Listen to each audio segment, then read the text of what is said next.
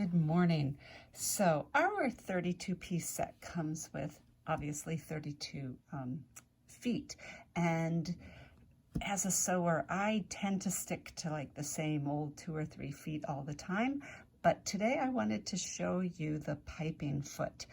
It is this translucent clear plastic one, and it has, if you turn it over, a groove or a channel in it that fits piping so that you can attach piping to, say, a pillow or a neckline or a pillowcase or something like that. So I thought we'd work on a simple project, a tooth pillow that I'm making for my niece, and we will actually create our own piping, and then we will sew the piping onto the pillow, all using our piping foot. The first thing we're going to do is actually make the piping. I have a 2-inch wide cut of bias from the contrast fabric I'm using, and it's about 35 inches long, and I also have some cording. The cording is 6 3/4 inch cotton cording, and this is not so complicated, but you are basically going to place the cording in the middle of the fabric. You're going to fold, and the cording piece will be to the left. I'm just going to stick a few pins in it to sort of hold it in place as we go. This will be trimmed down after as you insert it into the pillow, so don't fret too much that there seems to be a lot of seam allowance left over. So we will continue pinning that, and we'll be on our way. Now I am ready to sew the piping. I have inserted it into the groove in the foot, and I have actually moved my needle position to the left so that it's going to snug up right along the side of the inserted piping. And you can see how that just nicely goes along.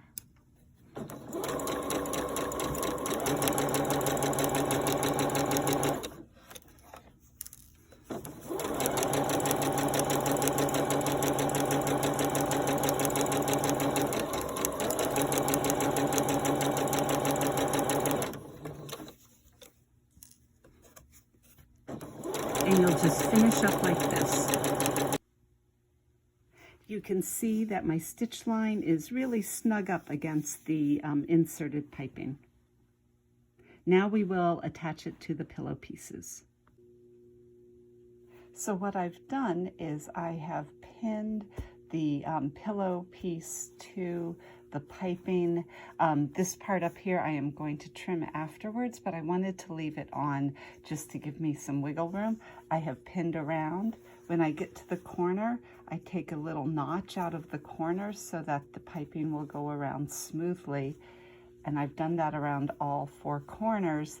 And here on the side, what I've done is I've cut back the piping so that there's a little bit more than an inch, maybe it's like a 2-inch overlap.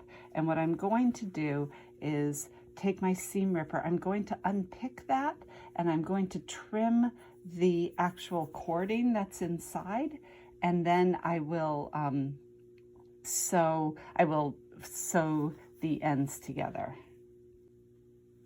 So you can see that I have unpicked the piping.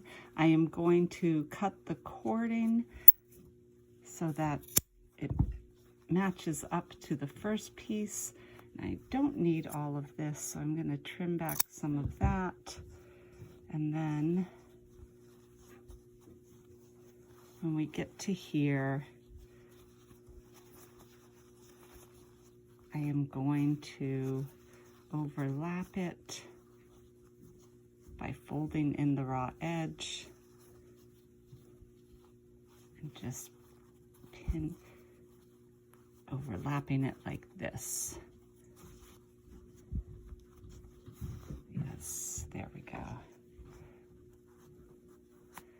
pinning it in place. All right, so now we'll go to the sewing machine and we will stitch all the way around.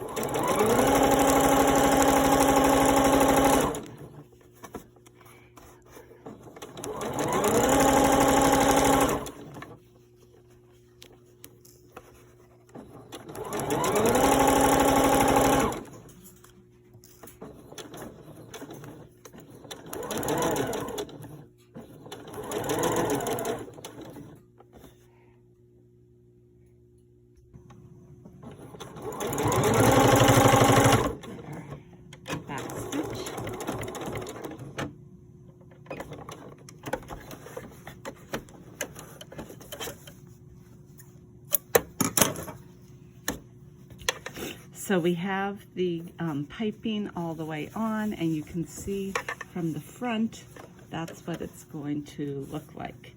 We will now attach the back. I am going to line up the back piece with the front piece, and I'm going to pin in place. And because we do have to put stuffing in there, I am going to leave a gap that I will stitch in afterwards. If you're finding that sewing this with the piping foot is a little difficult, at this point you could actually switch to your adjustable zipper foot as well. That would work just as nicely, but the piping foot does work, I think, a little bit better because that groove is in position to keep everything aligned. All right, I'm ready to sew the back piece onto the front, and I am leaving over here a bit of open space so that I can reverse the pillow, turn it right side out when I get to there. So I'm going to stitch along, turn at the corners, and go all the way around 4 sides, leaving that about a 3-inch gap open on the bottom.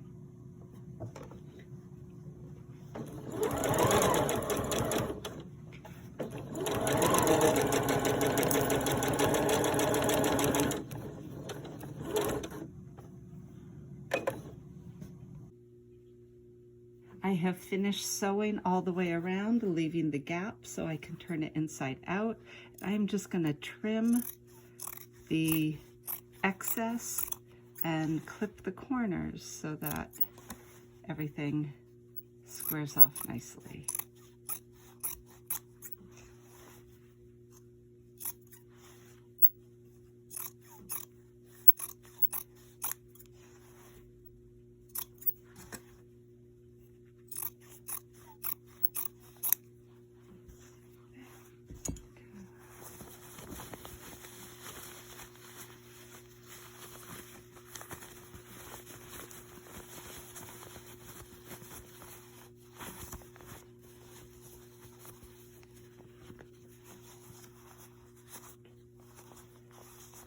Go, there's one corner,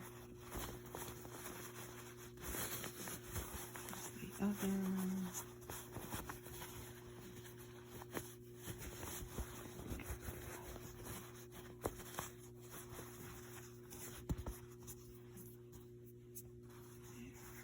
All right, and so now I'm going to go get the stuffing, stuff the pillow, and sew up the last little bit right there, and we'll be good. I use just a regular fiber fill to fill this up.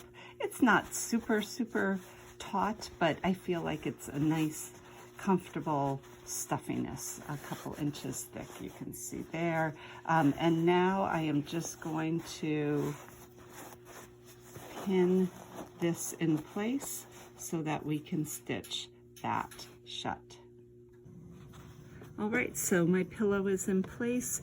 The piping foot, or the piping is right under the groove for the piping foot, and my needle position is to the left. And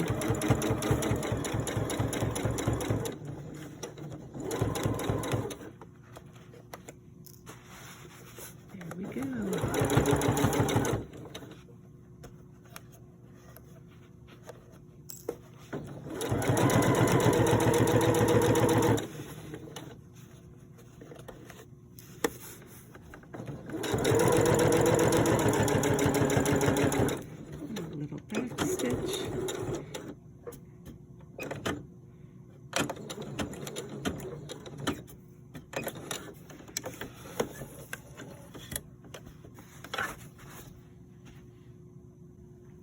And there you have it, a really simple tooth pillow for the child in your life who is dropping teeth.